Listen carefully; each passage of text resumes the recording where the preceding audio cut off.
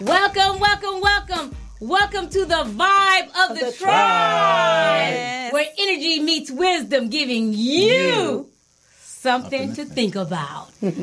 We're so glad to have you here with our podcast today. This is our third podcast, and we're in full effect. Vibing. So today our vibe is mental wealth. Yes. Not mental health, but mental wealth. My name is Kim Self, better known as the author and speaker and founder of the Matriarch Society. Woo, woo, woo. And I'm T-E-E, a.k.a. Church Girl. All right. And my name is Eric Jones, the elder of the tribe.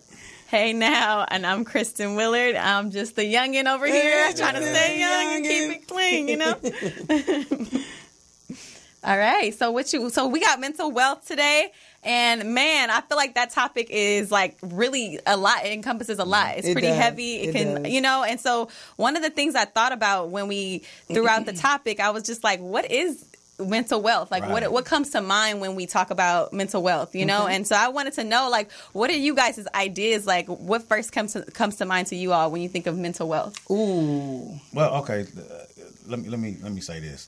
I think before anything comes out of you, it needs to be in you. So you have to have a mindset of wealth. Yeah. A lot of people have a poverty mindset, you know, and then it's handed down to generation to generation to generation. So you have to think big in order that you may be small at the present moment. Yeah. You may live in the hood, but you can think Hollywood. Yeah. Okay? Yeah. You may live in the Jordan Downs or somewhere, Hollywood. you know. Yeah. But you think big. Right, So right. in order for you to reach, to me, a mental wealth or a wealth status, you have to have that mindset first. Your mind got to Yeah, change. that's real. Yeah. And I come from, I shouldn't say I come from a poverty mentality, but I adapted to a poverty mentality. I was married to someone who was a hustler. And I didn't realize that even though I was brought up with my family members purchasing land, when, you know, watching them do that for years, having bank accounts and life insurance and all the things that are important when you're establishing legacy for your family. Yeah. But I didn't know, being with somebody hood, that I was going to adapt to a poverty mentality. And I did, because the hustle, you know, you can have money one day and not have it the next. Right. Yeah. So you try to get what you can while you can, but you're not really setting up for future. Yeah. And so I learned that mentality, and surprisingly enough, I passed it down to my children. But I'm so happy that they had mentors and people in their lives that would introduce them and expose them to a wealth mentality, or a mentality of abundance, I should say. Right. That's what I was going to say. When I was like, even just looking into the word wealth and versus like rich, it's like it encompasses abundance. Like, it's talking about just having like an overly just abundant amount of whatever, possessions, material or not, you know, just being able to tap into that abundance mindset. And I like what Elder said in regards to having an abundance mindset versus like poverty or scarcity mindset is a big thing, you know, and how we, for a while, I didn't realize I had a scarcity mindset for such a long time. And none of us do. We think we're normal. Right. To me, we're conditioned, and it's anything. It's called model conditioning. You model what's being conditioned in front of you. And, you know, a lot of times, you know, it's nothing wrong with public assistance, nothing wrong with GR, nothing wrong with CalWorks. But to me, CalWorks is supposed to be a bridge, not a sidewalk. It's a transition. It's a catalyst. It's supposed to be a bridge, not a sidewalk. And see, a lot of people, it's handed down to generations, and it's become a sidewalk, instead of just a bridge to get you in trouble waters at that time. And that's what you mean by scarcity mindset. You know, and like I said, let me repeat: there's nothing wrong with CalWorks, CalFresh, GR. But when you own it for years and years and years, that's how you bleed it over. That's how you hand it down to your kids. Well, Mom and them was on. Well, you're modeling it. That's what I'm saying. You're modeling it. So you're saying that this is the way to live. Right. There you go. You're saying this is the way to live. You're telling your kids that. Yeah, exactly. You know, I did that with my kids as far as work. I worked every 2 weeks, but the thing that I had bad is that when I got paid, I always bought myself stuff. So I didn't necessarily model that saving and investing was important, because when we get paid, we're going to pay the bills. Yeah. But we're going to buy something for ourselves. Right. And then I have my children where they're going to get nice cars. They're going to go on trips. They're going to do this, that, and the third. Yeah. But they may not be necessarily saving for retirement. And here I am at retirement age and not prepared in the way that I should be because I didn't establish that for myself and didn't model that for my children. What about you, Kim Self? Kim, you know, quiet. what you got to say? I'm just with the real review. all of this. Yeah, yeah. All of this mental wealth. Man. And when I think of mental wealth, I immediately think of the scripture, a good man leaves an inheritance for his children's children. Yeah. And I think of mental wealth, I don't just necessarily think of it as monetary gain, stuff. I think of it as tradition, passing on ways to obtain a legacy. So when you talk about living and the way we lived, things that our parents passed down to us, how they lived, and then we passed down to our kids, I think of unselfish living when I think about mental wealth. Unselfish living. Man. Because when you, as me, you guys know that I am Miss Matriarch. And I like to, as a leader of women, teach women that legacy is not just what you have in money to pass down. But legacy starts from the inside to the outside. And it's unselfish living.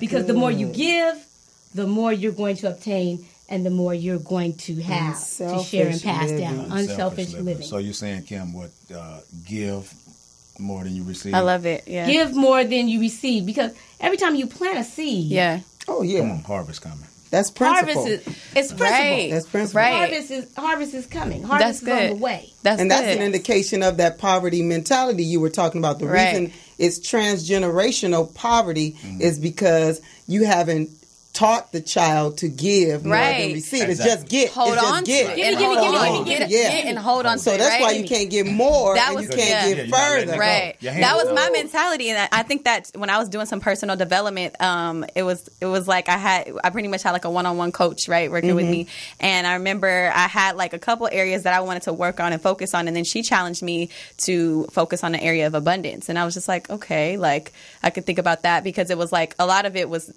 again talking about people typically wanting to focus on finances and things like that. And I was like, well, I'm pretty good at saving, right? Like I'm pretty good with like managing my finances well. I don't think I really need to focus on that. But she was like, no, abundance. So abundance is different, right? When you're looking at all these different aspects of your life and how you hold on to things, and savings is a way of holding on to things too, in a sense. Obviously it's a good thing to practice. But when we're thinking like, oh, I got to hold on to it versus saving it, you're saving it for what though? Like you're saving it because at one point you want to relinquish it to something. You want to invest it in something, right? And so, and you have your different categories of savings. And so, one of the things that I really wanted to practice more was like tithing and letting go, and like giving. You know, like that was one of the things that I actually really practiced on. I think all of starting 2018, like trying to be consistent with my tithes and actually do that 10% and not just be like, okay, if I give $20, I'm practicing giving. You know, but I'm like, wait, no, let me actively and intentionally tithe in the way that I'm supposed to,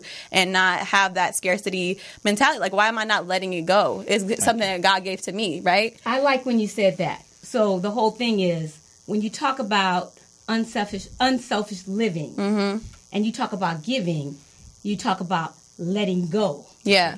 How can you receive more if you hold on? Your fist clenched. I'm telling you. Your fist clenched. Man. There's no room for anything to enter. Hoarding is another bad thing to do. People who don't like to clean out their closets. That's what I was or feel like they have to sell everything. They don't realize that they're blocking a blessing. Like, just give it away. Right. You haven't worn it 2, 3, 4, 5 months. Just bless somebody with that. Right. Here's the thing, too. I'm sorry. I didn't mean to cut you off. No, you good. But, let me speak from an investor standpoint. Having money stored up or saved is not how the investor works. Speak on it then. To them, if money is stored up, you're only getting what?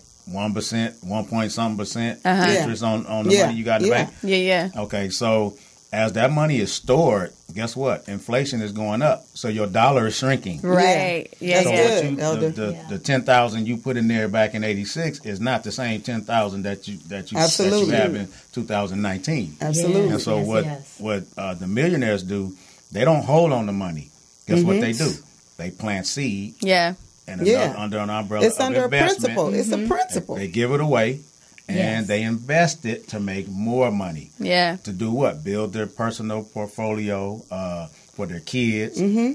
Storing up money now. Of course, you want a kitty. Yeah. For emergencies. Right? Yeah. Of course. But just having money, I got $1 million in the bank, and you're not doing anything with it. Investors don't think like that. But check this out. That's the difference between being rich and wealthy. The rich have a lot of money. But the wealthy don't even worry about it. There you go. Right, exactly. That's the difference. Yeah. And then you were mentioning about tithing. One thing that I love about tithing, and I learned about tithing that most people don't know, but let me put you up on game. If you want to invest and get 100+ return on investment, talking about being an investor, if you really want to know about money, tithe and offering is a way to discipline yourself. Number one, live within your means. That's one thing. But the other thing about it is because the principle, the intent behind the principle, you're going to get all that back and some. Right. I have never, ever, since I started tithing, been in a financial situation, in a health situation,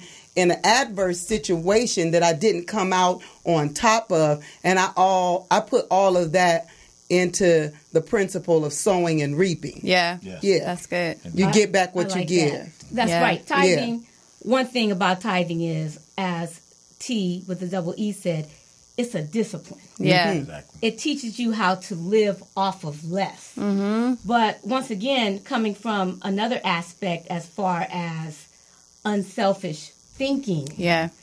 Tithing, like I said, is not just monetary. Sometimes, you have young people that say, well, I can't tithe because I don't make such and such amount. Or if I tithe, I'm not. You can also tithe with your time. Yeah. That's even better. You can tithe with your services. Right.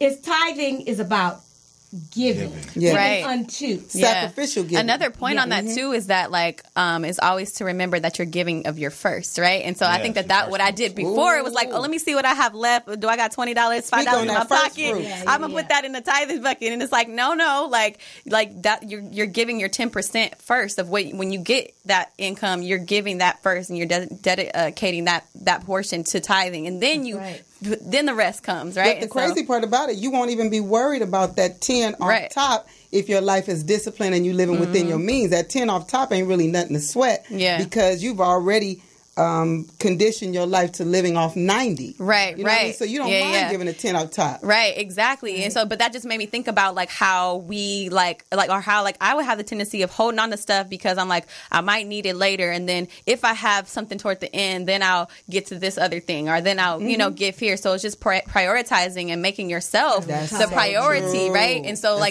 even when we think about mental wealth, it's just like, okay, my thought of it is basically thinking about how powerful our minds are. The power that we think about money as having, our minds are so much beyond that. Like the power of our minds is so beyond what money can give, right? What money can give us. And so if we can start adapting that mindset of knowing that if we can just invest in our wellness and our mental wellness and the way that we structure things or we think about things, the perspective that we have on life, we can just kill the game hard. Kill it, but we give so much, we give money, this little tangible thing, so much power that it's we're focused so much on that. Consumerism and capitalism have taught us to do that. It's sad. Things define so much. But me being a nurse, I can't tell you how many times I have taken care of wealthy people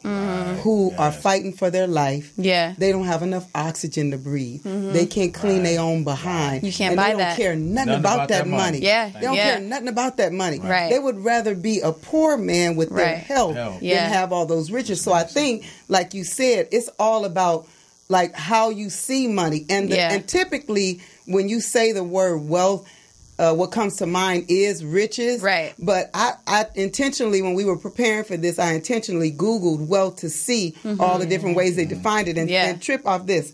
wealth is defined by Google as, of course, affluence, prosperity, and luxury, deep pockets, right? And they define it as a minimum net worth of $2.4 million. Now, I want to pause there for a second because $2.4 million at one point you were set up. But really, for real, now, if you get a nice crib and you get a nice car, put a little money in the bank, do a couple extravagant vacations, the money is gone. Right. The money's gone. A decent house is half a million. Exactly. Right. Yeah. But it's more than that. It goes further and says it's also spiritual well-being, man, substance. So and this is what was a trip. Substance is something that our world at large lacks now. Like, ain't nobody into substance. Ain't nobody talking much about nothing. Ain't nobody doing nothing. That's right. Really, that's about substance. Everything is superficial and shallow. But here was this was the killer right here.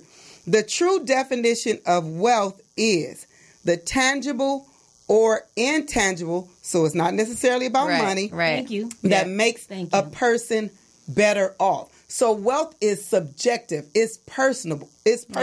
What it really means is entirely up to you. Right? Good. Wow. So my vibe is to challenge your thinking about mental wealth. Check this out. What intangible thing elevates your thinking? Think about this. What intangible thing elevates your thinking and makes you better? That's mental wealth.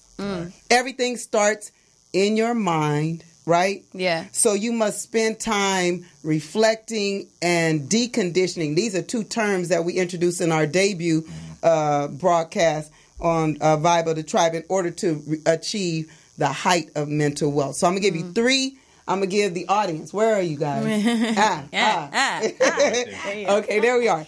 Ask yourself three things in order to assess your mental wealth. Here's three questions. What is your mentality concerning wealth? That's first off. Number two, do you believe you can achieve wealth? Number three, what adjustments must be made in your thinking in order to obtain substance, spiritual well-being, and be better off overall? That's good. That's good. You vibing? I'm vibing. I'm vibing. Let me piggyback on that too. I'm going to digress because it's very important on what you said. Then I'm going to bring it right back to what you said. Okay. I don't want to be dogmatic, but when you talk about tithes, and a lot of people miss what you said, putting God first. Yeah. I'm going to come right back to you. That first fruits. Thank you. Now, so if I have 10 ones, and I use 9 of it first and then pay God the last one. Scraps. Thank you. That's not putting God first. That's right. Taking that first dollar out to 10. Come on, Elder, and teach giving the it people. to him first. Then paying your bills on whatever you need to do with that 9. Right. Okay? That shows trust. And see, it's really not about wealth as far as tithing, because it's about disciplining yourself to put God first. That's good. Okay. That's so good, Elder. It's about prioritizing. Disciplining yourself to put God first. Right. Like you said. And that right there is the shift in mentality, right? Just that's doing the that shift in mentality. We're talking about the mind. Right, exactly. Because our innate personality is selfish. Like Kim said, that's what's so beautiful about what she said.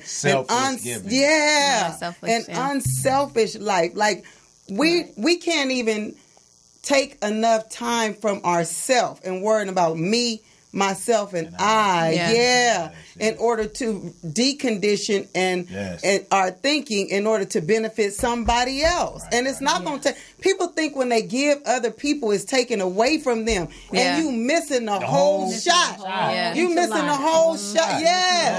You missing it. Right. That's how you gain. Let me answer that. Your first question was, what is your mentality on wealth? Right? Yes. Okay.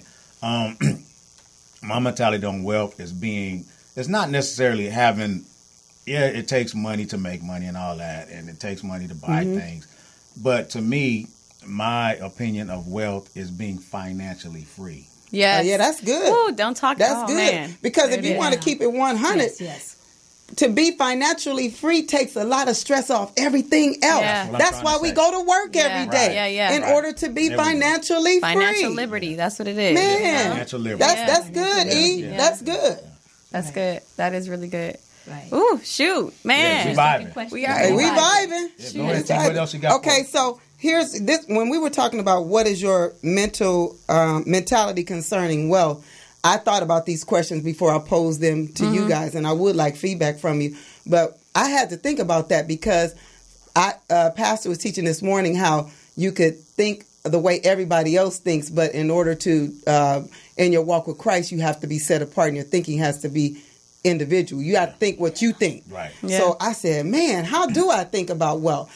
To be all the way honest with you, I already feel like I'm wealthy. Well, I think we all. I feel like I'm wealthy in spirit. Yeah. I feel like I'm wealthy in health. I feel like my mental fortitude is wealthy. So in my mind, I'm just an idea away from being tangibly wealthy. Yeah, that's how I feel. Yes. That's how I feel. It's just I'm just an idea away.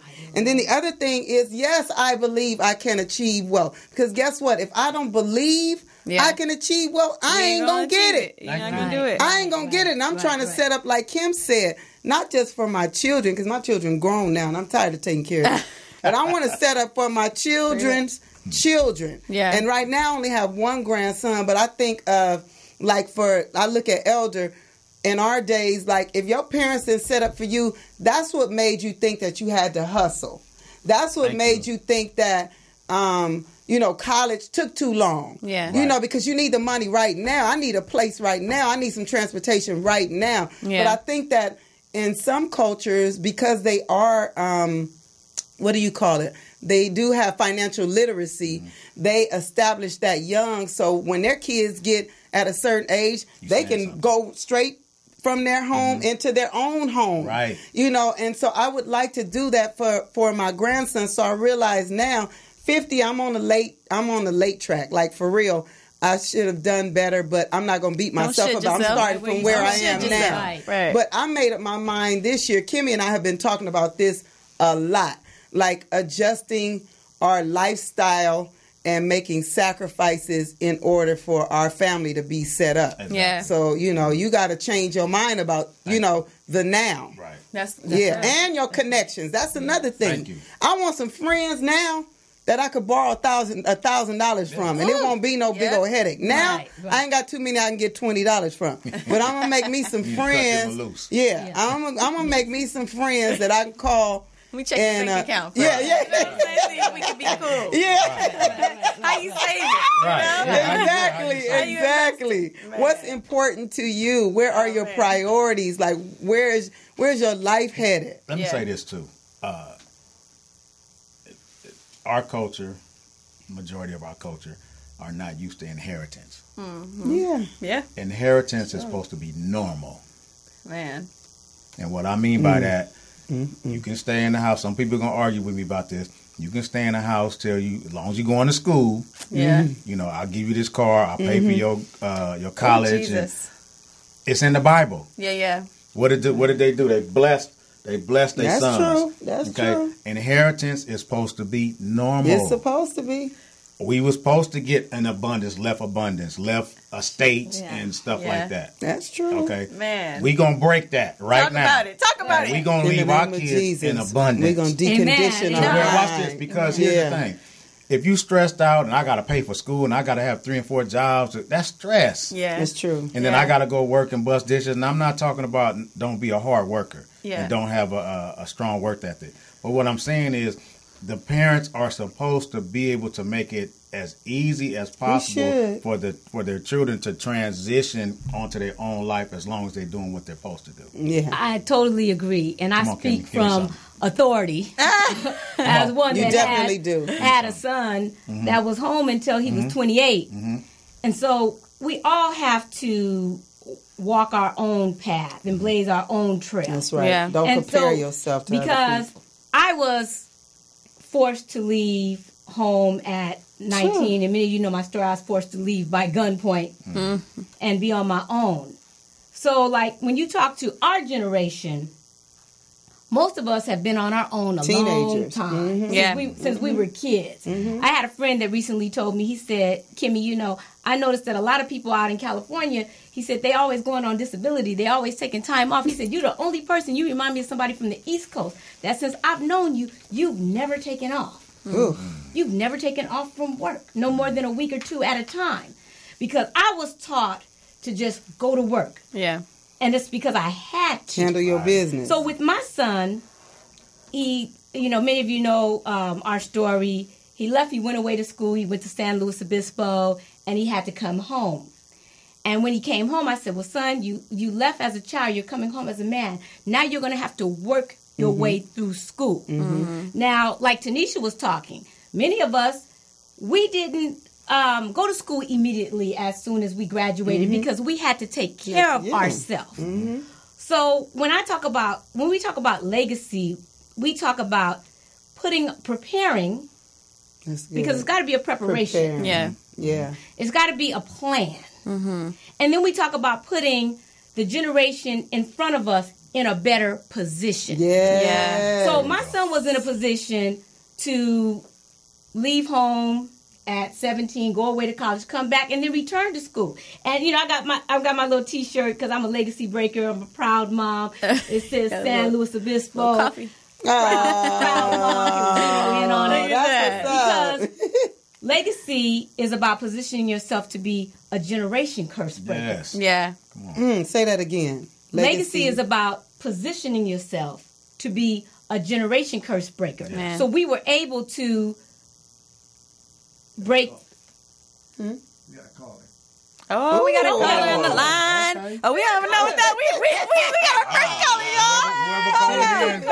I want to hear you. I'm gonna stop right here. Yes. Just to take the call. Here we go. Oh, are you there? Hey, we can hear you. Caller. What's going on? What's your name, caller? Look, my name is Jay Speed. I sit back and I look at Moore's Media on Sunday. I cut off all the commercial TV, and I just want to see what our community is talking about and what our community is doing. Wow. So I'm going to have to praises and blessings out for all you on the panel. Thank you. Thank you so much. And I would like you are welcome, more than welcome. Thank you for bringing these issues on a Sunday. But I won't get into the religious thing, but I like the avenue you're talking about, economics. I have to praise the sister who let her son stay. See, this has been, I'm 60 years old. Okay. I feel like I'm 30, but I'm 60. We ain't far behind you now. Yeah, we're right behind you. And that's all the praises due to the Creator. But I like to say is, see, I learned from a very young age of a family of 18 siblings from the South, from a very young age, that every 18 to 21 years we start over. Ooh, I don't know where we picked up this madness from. But see, I don't think man or woman should leave that nest until they're ready to start their own family. Yes, That's my whole thing when I really look at this, and I know everybody wants theirs, but if you think about it, if you just take and look at some of the other cultures that come to this country. Thank you. Yes. Hello, I was going there. Yes. Yep. Okay, my ex was Latina, and I'm telling you, they had family members staying in the house 3, 4, 5 generations. Yeah. You got great grandmother, grandmother, daughter, everybody. Right. And that's where that true education comes from. Thank you. The information is passed on. That is good. And then the abundance of the nest is put into a storage of saving, so when that person do leave, they don't have to worry about if they got to rent some furniture. Yes, that's good, sir. And so when we understand that this whole thing, when it really comes down, is how we look at economics. That's something we haven't been taught. Yeah, that's true. We haven't been taught that. Thank you. Man, that's good stuff. How to praise y'all, brothers and sisters, for what you're trying to do and the knowledge that you're trying sir. and the information you're putting out. Because we so much need. Yes, we do. I think we focus too much on this politician and all this other stuff has nothing to do with us cleaning our own house. Say That's that, true. Sir. Thank you. Say Thank that. you very much. Sir, tell us your name again. Yeah, what's your name again? My name is J. Speed Fournette. J. Speed. We appreciate you calling in, sir, dropping that wisdom on us. Thank you very, very much. Thank you. Thank you for being the first caller on Bible to Try. We vibe with what you said. Yes, that's a vibe. It's exactly what he said. Yeah. Because he said an abundance of the nest. Abundance of the nest. And he said something that was very profound. Because we have to get back to teaching our youth. Yeah. Basic living skills. Basic living skills. Yes. Life skills. That's real. Because before you leave home, because in 2015, my son had saved up $10,000 because that was the plan for him to stay at home, because he said when he leaves home, he didn't want to be a renter. He wanted to buy. Yes. He had saved up $10,000, but guess what? He wasn't ready. Because within a year and a loss of job, he went through it and he blew it. So it was time for him to leave home when it was time to leave home. But guess what? Now that he's left home, he's not coming back. And I had the opportunity in that time, not listening to what society says, oh, he's 18. He should be gone. He's a man. He shouldn't be at home. Yeah. Nobody knows what's going on inside your house but what's going on but you. That's right. But I was able to have the opportunity to teach him life skills. I think so. Something that just came to mind right now for me, because where I'm at, I'm still living with my mama. You know what I'm saying? And but to me, for me though, it is like I've come to a place where I'm like, I'm trying to get out. And I think that because I wonder what the difference is though with sons versus daughters. So males and females with parents and how they bring them up. And so I feel like also with the societal shift of like empowering women to have their own and be independent, that has to shift in parenting as well. Because I feel like I've been very coddled and sheltered, like, and being like, and sometimes to the point where I don't want to be. Like, I'm like, Mom, can I just pay, you doing all this stuff, you in school? No, because Christian, and I think it's good. I'm going to say, because I got 3 daughters.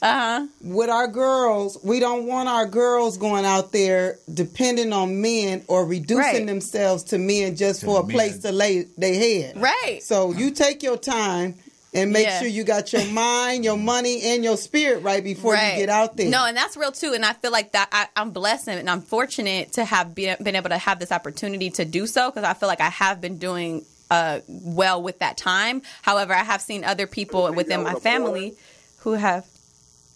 J. Speed, you still there? Yeah. Can I leave y'all with a pointer? Oh, yes, sir. Sure. I'm sorry, J. Speed. We thought you was gone, brother, but come on. Okay, no, I'm not gone. Okay, come on. I'm still listening to y'all on the net, watching you and listening to you. Okay. Oh, man. How we looking, J. Speed? All right. Okay, so this is what it is. I listened to a person who said if you ever want success in life, it's very easy. Only thing you got to do is come up with a service. The second thing he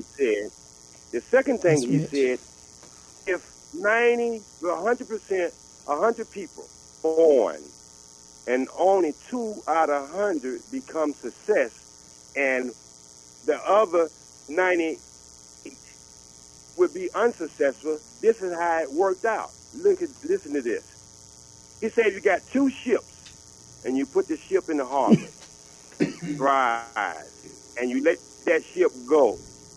It's probably gonna have no destination. Probably gonna end up on an island, wrecked on a bark or something. You put that ship with a cap and give them a destination, you can believe 98% they're going to make that destination. And that's what y'all are really talking about. You got to have a plan. Got to have a plan. Got to have a plan. Without the plan. If you don't have that, if you don't have that, you can have $1 million. If you think you only work 5, you will spend it all till it's all gone to $5. That's true. That's so true, sir. Failure to plan to fail. Yeah. There you go, Kimmy. And something you just said that was very profound, sir, is when you talk about success. And success means different things to different people. Mm-hmm. Now, for me, when you talk about mental wealth and you talk about success, mm-hmm. success is a failure without a successor. Ooh. Success is a failure without a successor, mm-hmm. because my success, your success, it's not for me. It's for the next person to pass down to the next person, to pass down to the next person. Because when you talk about legacy building, you're talking about leaving an indelible footprint for future generations to come. And it's not so much that, my son, he doesn't have a child at this time, and he may not ever have a child.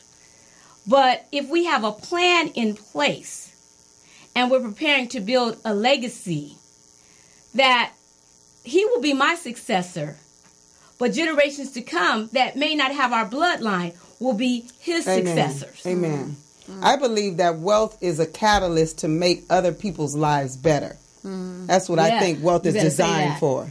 Right. Yes. It's a catalyst to make other people's lives better. It really has nothing to do with you, because we already covered under the blood. We already going to be taken care of. Everything we need, we won't want for nothing, but it's used to bless other people. So it goes back to the whole unselfish unselfish thinking, unselfish living, deconditioning, like elders said, abundant thinking, like all of that encompasses mental wealth. Yeah. So this subject matter was thick. It's thick. It's super thick. Here's the thing. We got some. Yeah. Okay, go ahead. Jay Spee said something that we're not taught economics. Here's the thing. Schools don't teach you. Schools don't teach you about credit, taxes, and real estate. They sure don't. Those are the three pillars that every person needs to know before they leave the home. Say it again, Elder. They don't teach you about credit. They don't teach you about taxes, and they don't teach you about real estate. Say that one more time, because the people in the back. They don't teach you about taxes, and they don't teach you about real estate. These are some of the main pillars that you need to know. How's your credit? Because first of all, this is a credit-based or a debt-based society. You can't go to school without getting in debt. Okay, you can't buy a new car without getting in debt. You can't even buy a house without getting in debt. That's the only way you can establish economic relationship is with that number. But there's good debt as well. See, people say, oh, bad debt. But there's good debt, because you take that debt and you invest it. You take that money. Right. What I mean, you take that money and you invest it. Let me give you a perfect example. Talking in real estate terms. Okay, so I get a second on my house, right? Mm-hmm. Okay. Now, mind you, see, we always hear people that really get in their first house, and I just take out the equity. Mm-hmm. But that equity is a loan. Yeah. Mm-hmm. It's because your equity went up. So what you going to do with that money? Because remember, now you got a second on the house. Mm-hmm. Okay, so you get that second loan, which is the bank's money, right? Yeah. Okay, so you go invest that money in some property, right? Mm-hmm. Okay, some property that already have tenants in it. So guess what? That property is paying back your loan. Mm-hmm. Second stream of income. That's smart. See, it's called using other people's literacy. Money. And guess what that's doing? Now the bank has paid for you a house and paid for you a fourplex, threeplex, or whatever. Now you're building generational wealth and something to leave. But watch this: you can't go into debt unless you got good credit. You can't get the loan unless you got good credit. Right. So that starts somewhere too. You got to start. You said they don't teach us what, Elder? They don't teach us about credit. They don't teach us about taxes. They don't teach us about real estate in school. Show me a person's credit, and you'll tell me a lot about them. Thank you, Kim. It'll tell me their story. Don't get me wrong. Sometimes along the way things happen. That's true. Right. And we fall out of grace with our credit. Yeah. Don't get me wrong. Mm-hmm. But at the same time, like I said, a person's credit tells you their integrity. Story. Mm-hmm. It tells you their story, Kim. Integrity. It tells me what their priority is. If they've been responsible. Right. Can they pay their bills on time? That's how come anytime you're getting ready to buy a home, any major purchases, they want to see your credit history. Jobs nowadays. That's true. You want to see your credit. My current job. You got to date somebody. You know, that's the criteria. Yeah, and Pastor if you said don't, that too, didn't you got to show. You got to be able to explain, because they will give you grace and mercy. Okay, you want this job or you want this car. Your credit is bad. Yeah. Well, what happened? What's the story? Because there's a story behind good credit and bad credit. There really and is. anytime you link up with someone, whether it's, in a relationship, don't be mad. I'm at an age where if I'm getting ready to do, that's right. I want to know what your credit. I want to see your credit score. You taking on that responsibility. I like what you said though, because you can go to certain credit, or you can work with someone that will give you grace, and I like that because that's still, when you're doing that in relationship, you give some grace. I'm one of those people who needed that. Been a homeowner since I was in my early 20s. Right. But I had a couple heavy hits. I'm talking about some setbacks that people don't recover from. Yeah. Some setbacks that put people on a curb in a tent. But I worked 2-3 jobs and recovered from them, but at the expense of my credit. So sometimes you get to a fork in the road in life where you have to make some hard decisions. Exactly. And sometimes you have to decide if image, what people see, is more important, or do you need to get through this storm and then bounce back? Yeah. And for me, I've had some situations. At one point, my credit could buy me anything. And what I did as a fool was let other people use my credit. I didn't realize and understand the value, the value of my credit score. And that was in my 20s. So Christian, listen. When I had that 700, I didn't even know that the 700 was the reason I could walk in to the car dealership and get a car with no money down, and then go the next week to a different dealer and get another car with no money down. Two car loans. Most of the time, they don't even do that. Yeah. But if you look good on paper, they take risk with you because of your integrity. Right. But I damaged that, and now it's so hard at a woman's age when I'm trying to retire. I'm trying to fix all that. Right. But and I'm the one that gotta I gotta write the explanation on. Well, what had happened was, and so you really want to avoid those pitfalls at all costs. But the reality is they do happen. Student loans. Yep. Student loans that keep you is like a lynch around your neck. They'll keep you choked up until death. Yep. Right. But I think that's why, too, the education component is super important, because there's like a ton of programs and different ways to even get past that. Right. And so I think even knowing that, because that also stifles people from moving to going to school. That's true. Again, going back to that holding on to things. Mentality. Making sure, like, I can't invest in myself because I'm going to end up failing because of this. So I think that, man, there's so much. I'm like, financial literacy is so important. Yeah. We have to have conversations. Tell young people how to build their credit. Yes. Yeah, we used to call it back in the day. Our parents used to call it kitchen table talk. Because the insurance man, he didn't call you. He didn't do the internet. He came and sat at the table. He came and sat at the table. Yeah. And he said, what you working with? Yeah. This is what you need. I want to say, like, I admire, like you said, you're rebuilding your credit, but you're having a comeback. Yeah. And it doesn't mean rebuilding. You have to position yourself with people that will take you by the hand and say, this is what you need to do to rebuild. Because at my age, I was talking to the young ladies about returning to school. And I was giving some great information that, like, as long as you're in school, you don't have to pay back any loan. If you have a nonprofit, perhaps you don't have to. After 5 years, your debt will be forgiven. Yeah. But if you don't have those type of conversations... Thank you. Yeah. Right. And let me say this too. See, as far as credit is concerned, and there's scores to your credit. They judge your credit by one of them is credit card utilization. A lot of people probably know this, but for the young people, say you get a credit card limit of $1,000. You can't go over 30 and 15%, right? Or else it's going to take your credit score down. Yeah, you got people say, "Well, I got $1,000 credit limit. I spent $900 and I paid it back."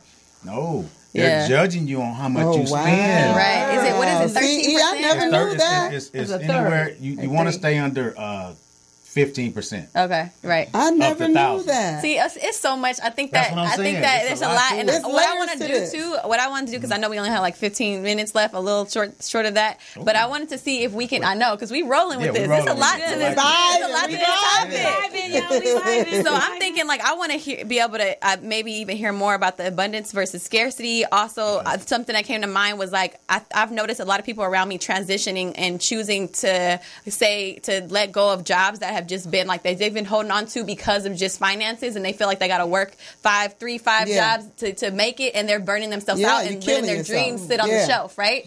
And so I think that's another point of this topic that could be brought up at some point. But maybe the audience, if you guys can let us know, like, what are some like topics that we brought up or things that we haven't touched on that you guys want to hear more about, because we want to bring you guys what you guys want to hear about. And like, you know, we obviously are super passionate about where we're this mental wealth topic and just any other topics. But you know, we got us live right now on My Time to Vibe on Instagram and on Facebook Live.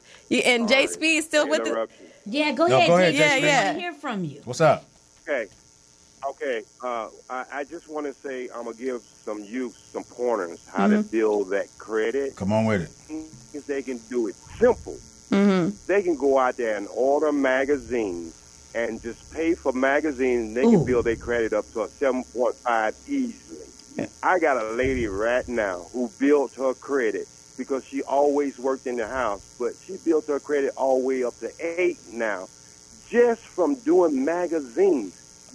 Doing that, not even a credit card, but just from magazines. Wow. So when she was able to get credit cards, she was getting no interest credit cards. She was getting 2% interest credit cards. Right. I had a sister who bought a car at 21% interest because she didn't understand that. Okay. I did that too. At Worthington Ford. Okay. Yeah. So we gonna have to bring you back on next time too, Jay Speed, and get you dropping the nuggets. So we're gonna do that. I hope you continue to stay tuned with us and check us out. Thank you for calling. Man, we appreciate you. Appreciate you, brother. Yeah, we about to get out of here. Yes. So I don't know if you guys have any final thoughts before we do transition out, but audience, if you guys can also let us know your thoughts and we let us know. We do want feedback from you guys. We're here to serve. I wanted to say that. That is my final thought. My final thought is, please understand that we are here to serve you. The topics that we bring up are topics for personal growth. That's what we're here to help you grow from how we've grown. So if there's something that you want us to touch on, we'd be happy to do that. If there's any feedback that you want to give us, we welcome feedback. And please, if you don't do nothing else, share our video. Share it. Just look. It's not going to hurt your fingertips. I promise you. All you have to do, there's a little word down there that says share. All you have to do is hit that button. Just, boop. And just boop. Thank you. Hit that button. Share our video. Right. We're here to serve the community, and that's my final thought. Yeah. Kimmy, got a final thought? My final thought is, Kristen, you said something about, being at home still and the girls being at home. I just want to tell you, it's nothing wrong with being at home if you're being productive. Right.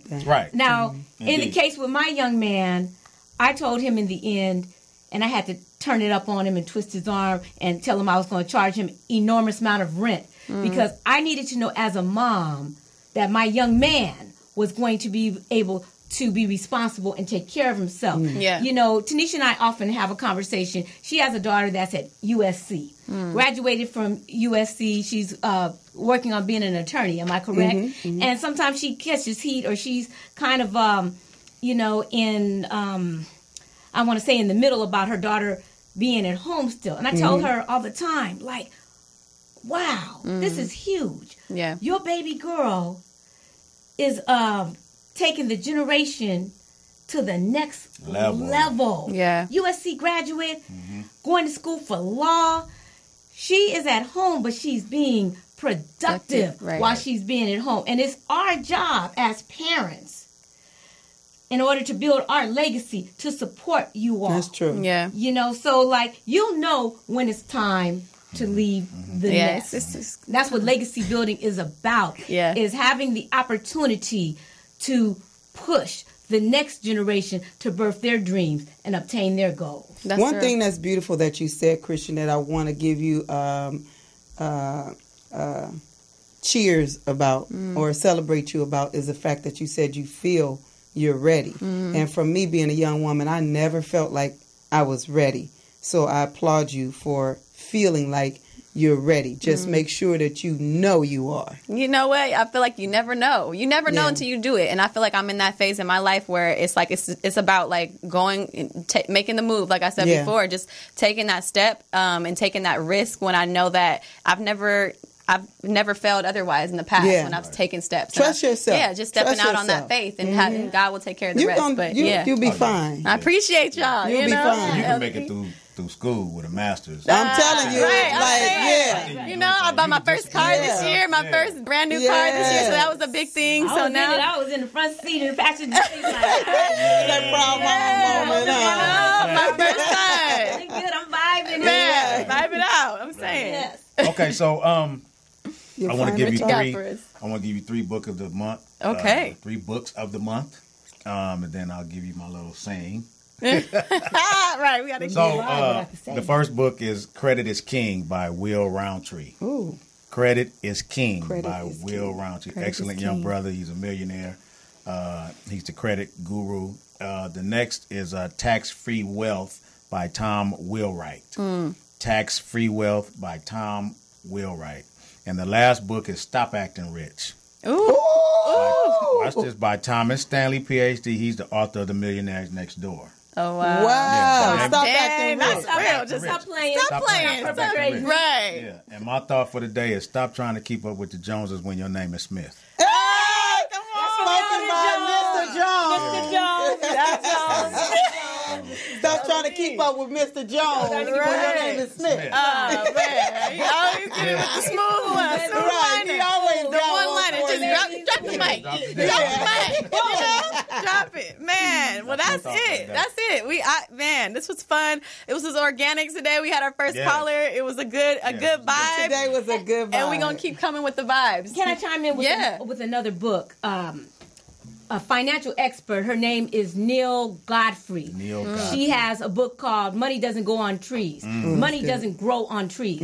And one thing that's great about Neil Godfrey, she teaches parents how to teach their children about finance. Well, that's good. That's really good. Starting from the age of 3, when they're old enough to say, I want some ice cream. I want this doll. Then they're old enough to learn about chores, earning money, saving, and the whole gamut in regards to finances. So her name is Neil Godfrey. She's a financial expert, and one of her expertise is teaching parents how to teach their children about finances. That's really good. That's so important. That's really good. Man, what's up that's for what we next got. That's we might have to. You know what? Let's extend this. We gonna see. We gonna. Yeah, let's extend. Y'all talk to us. We gonna know what's up for next month when y'all talk to us and kind of give us some feedback. Again, you can DM us. We got 2 or what? Right. It could be a part 2. Tune in. Stay connected with us at My Time to Vibe. My Time to Vibe. I said it right on Instagram and then Facebook Live. Vibe of the Tribe. Okay, don't forget to share this video. Yeah. We build it. Give us some love. All right. So this is Vibe of the Tribe, where energy meets wisdom. Giving what? Giving you something to think about. All right. We love y'all. Love y'all. Thank you for chiming in.